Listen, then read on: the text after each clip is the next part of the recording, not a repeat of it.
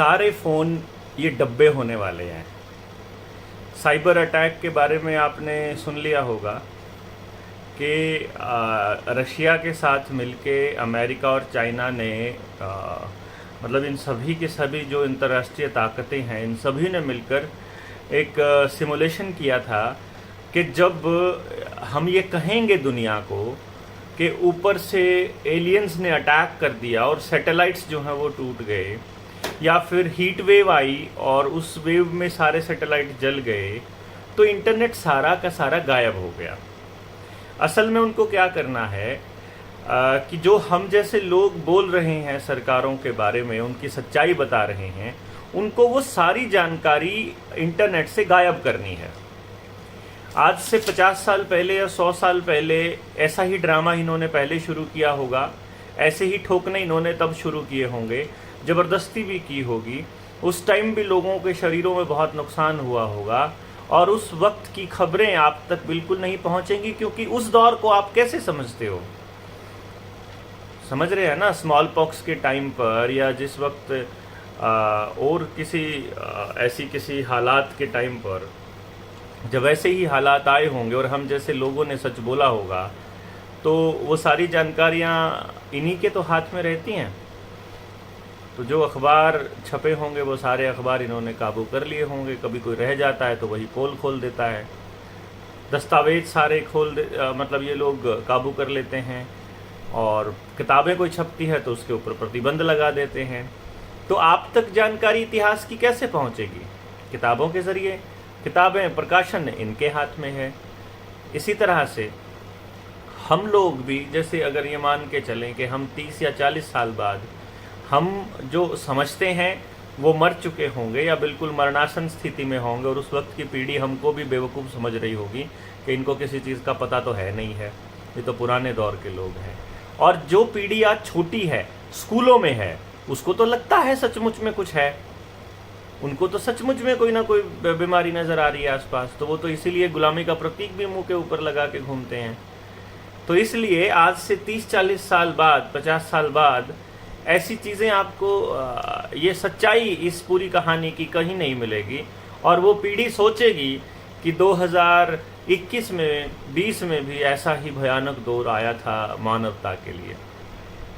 असल में तो वो आधे सच होगा, मानवता के लिए तो भयानक दौर है ही, लेकिन असलियत में वो दौर किसकी वजह से है, ये अब हम जैसे लोग तो समझ रहे हैं। हाँ, अगर कोई किसी एक खास पार्टी का, किसी एक दल का, किसी एक इन्फ्लुएंसर का, फिल्म अभिनेता का, नेता का, खिलाड़ी का, अगर इनका फ़ैन है तो फिर उन्हीं को सच मानता है, क्योंकि ये फ़ैन कल्चर यही तो करती है। जब कोई मुझसे बोलता है कि बलारा जी आपके हम बहुत बड़े फ़ैन हैं, तो मुझे सचमुच बहुत बुरा लगता है, क्योंकि इसी फ़ैन कल्चर ने ही तो बर्बाद किया है सब कुछ। फिर तो इसका मतलब जिसके आप फ़ैन हैं, अगर वो जो बोल देगा वो सच हो जाएगा। अरे भाई, इंसान है वो, 100 तरह की गलतियां संभव हैं उससे। आज देखिए, कोई नेता, अभिनेता, खिलाड़ी जिसके आप कभी फ़ैन हुआ करते थे, चूं भी नहीं करता। आपके बच्चों की ज़िंदगियां बर्बाद हो रही हैं और उनके हलक से एक शब्द नहीं निकलता। और ये जितने बड़े बड़े यूट्यूब चैनल वाले हैं, ये कैसे चुपचाप सरकारों के प्रोपेगेंडा को देख रहे हैं। क्यों नहीं एक बार में ही बोल देते, ये बनने को क्रांतिकारी समाज से भी बनते हैं, लेकिन जायज़ सवाल पूछने की हिम्मत नहीं है, क्योंकि इनको लगता है कि ये जो व्यूअरशिप कमाई है, ये जो लाइक्स कमाए हैं, फॉलोअर्स कमाए हैं, ये दोबारा नहीं आएंगे। हमने तो अपना सब खो दिया, हम तो फिर लगे पड़े हैं और हम फिर लगे रहेंगे। लेकिन बात जहाँ से शुरू हुई थी वो वहीं पर आती है।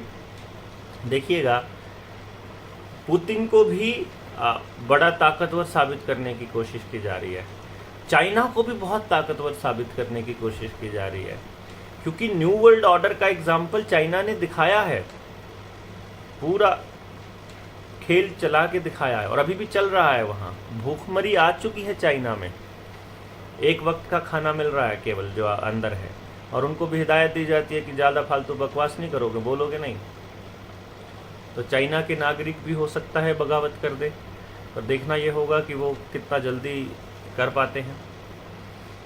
और भारत में भी होगी बगावत बहुत जल्दी, लेकिन उससे पहले आप लोगों से जुड़ने का मन है और परंपरागत तरीके से जुड़ने का मन है, क्योंकि जब ये सब दौर ख़त्म होगा, इंटरनेट के ऊपर सेंसरशिप चालू हो जाएगी, आपकी हर एक मूव को देखा जाएगा, तब आपको और हमको अगर कोई चीज़ जोड़े रखेगी तो वो परंपरागत तरीका है, और वो है चिट्ठी। आपको चिट्ठी लिखनी है। मैं पता दे रहा हूँ आपको, डिस्क्रिप्शन बॉक्स में भी है, ऊपर कैप्शन में भी मिलेगा। अगर ये फेसबुक पेज पर है तो कैप्शन में मिलेगा, अगर ये यूट्यूब चैनल पर है तो डिस्क्रिप्शन में मिलेगा। तो आपको लेटर लिखना है। क्या लिखना है उसमें? इस बीमारी के बारे में, इसका पता कब चला आपको, सरकारों का खेल आपको कैसे पता चला, इस दौर में जो इसके लिए हम लड़ाई लड़ रहे हैं इसके लिए और क्या ज़रूरी है, आप क्या उपाय सोचते हैं हमें करना चाहिए। आपको सुझाव देना है, आपको बताना है कि हम गलत कर रहे हैं कि सही कर रहे हैं, आपको गालियां देनी है, आपको समर्थन भेजना है, आपको बताना है कि आप मदद करना चाहते हैं। मुझे पता है बहुत से लोग ऐसे हैं जिनकी फेसबुक और यूट्यूब की आईडीज़ के ऊपर उनके एम्प्लॉयर की नज़र रहती है, तो वो मदद करना चाहते हैं। आप कैसे मदद करना चाहते हैं? घर में बैठे बैठे मदद करना चाहते हैं आप, मतलब फ़ोन कॉल कर सकते हैं, आप लोगों को टेलीकॉलिंग के ज़रिए मदद कर सकते हैं, या आप फेसबुक पेज मैनेज कर सकते हैं, या आप वीडियो एडिटिंग कर सकते हैं, या आप किसी तरह से हमें अगर आर्थिक सहायता की ज़रूरत पड़े वो मुहैया करा सकते हैं। आप हमारे को पेन ड्राइव की ज़रूरत पड़े, हार्ड डिस्क की ज़रूरत पड़े, अखबार छपवाने हैं, अब हमको एडवर्टीज़मेंट छपवानी है, बैनर्स, पोस्टर्स एंड पता नहीं क्या क्या। तो जैसे मान लीजिए अब हमें हर गांव में भी भिजवाना हो, और अगर आने वाले वक्त में हम 5000 लोगों की कोई मीटिंग करते हैं और उनके गाँव के लिए अगर हमें भिजवाना हो तो हमें कई लाख पोस्टर्स छपवाने पड़ेंगे, तो हमारे पास तो फंड्स नहीं है। तो आप कैसे मदद कर सकते हैं, आप कैसे मदद करना चाहेंगे, और आप इसके अंदर क्या ऐड करना चाहेंगे, मैं आपसे ये पूछना चाहूँगा। ये पता आपके सामने भी है और डिस्क्रिप्शन बॉक्स में भी है, इस वीडियो में भी है। तो आप बताइए चिट्ठी लिख के। उसके 2-3 फ़ायदे होंगे। एक तो चिट्ठी में आप अपना पता भी लिखिए। जिस टाइम पे इंटरनेट बंद हो चुका होगा उस वक्त हमें एक दूसरे से जोड़े रखेगा, तो ये चिट्ठी का दौर जोड़ के रखेगा, तो हम एक दूसरे तक अपने मैसेजेस चिट्ठी के ज़रिए पहुंचा पाएंगे। और फिर हमें आने वाली पीढ़ियों को ये बताना होगा, आप वो मैसेजेस लिखिए।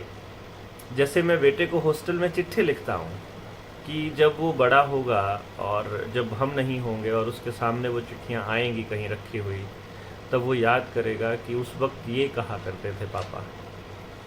जबकि मैं उससे फ़ोन पे बात कर सकता हूँ, उसके पास जाके मिल सकता हूँ, बट फिर भी मैं ये कोशिश करता हूँ कि मैं उसे चिट्ठी लिखूँ, क्योंकि ये एक परमानेंट जुड़ने का एक तरीका है, आपसे जुड़े रहने का, परमानेंट जुड़े रहने का। तो आप चिट्ठी लिखिए, आपकी चिट्ठियाँ पढ़ने के लिए वक्त निकालेंगे हम, और आपका पता भी लिखिएगा। हम आपको वापस लिखने की भी पूरी कोशिश करेंगे, आपको निमंत्रण भी भेजेंगे। फिर हम लोग आप जो एक स्टेट की एक मीटिंग बुलाएंगे हम, बल्कि नेशनल लेवल का ही होगा वो, लेकिन हम स्टेट की कह के बुलाएंगे, और पूरे देश से जितने योद्धा आना चाहेंगे जिनको सरकारों के ख़िलाफ़ खड़ा होना है उनको इनवाइट करेंगे।